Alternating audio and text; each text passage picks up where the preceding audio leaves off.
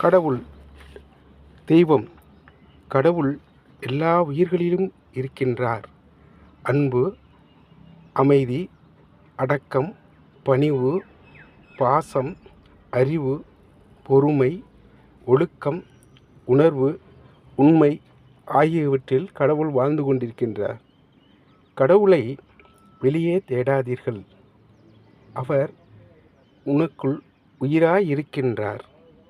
ஆகவே கடவுளுக்கு வேண்டியவர் வேண்டாதவர் என்ற பாகுபாடே கிடையாது.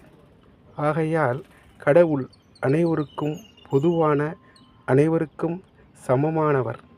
கடவுளிடம் தினமும் பிரார்த்தனை செய்தால் நிச்சயம் பிரார்த்தனை நிறைவேறும். விருந்தினர் போல இந்த உலகத்திற்கு நாம் வந்தோம்.